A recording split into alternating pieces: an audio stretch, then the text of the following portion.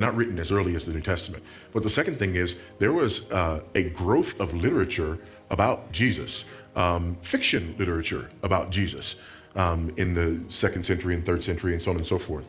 We know what these things are. We know what they look like. We know what their hallmarks are.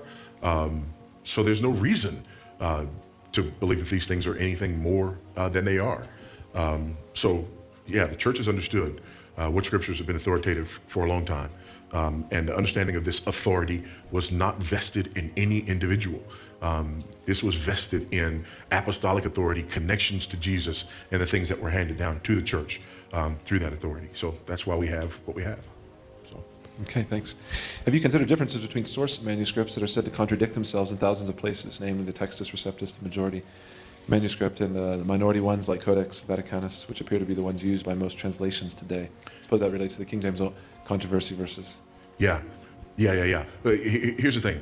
We have thousands of documents. We have multiple sources.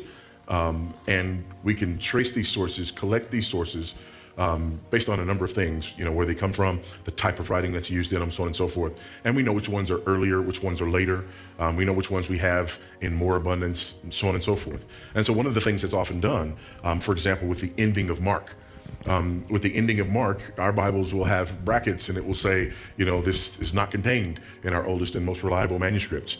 We can do that and we can say that, and there's no problem doing that or saying that because we do have a long, robust history of textual criticism. And there aren't that many differences between manuscripts. I mean, there really aren't. Especially when you consider the volume, when you consider the volume of the Bible, and you talk about the kinds of differences that we're talking about in different manuscripts. We're not usually talking about differences in terms of content. We're talking about differences in terms of sometimes in terms of emphasis, sometimes in terms of word placement and things of that. But again, the vast number of manuscripts that we have makes the Bible more reliable, not less. All right. Assuming I agree with you, the scripture is inspired, this person says, how can I know the Bible is complete? Actually, two different people asked the same question. What about other books? How do we know we have all the books that we should? Yeah.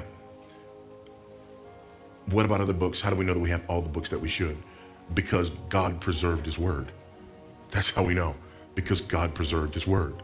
And there's nothing lacking in what we have. This whole what about other books? Again, that's Dan Brown science fiction. This is new, This is from movies. This is not from research. This is not from history. Again, I mean,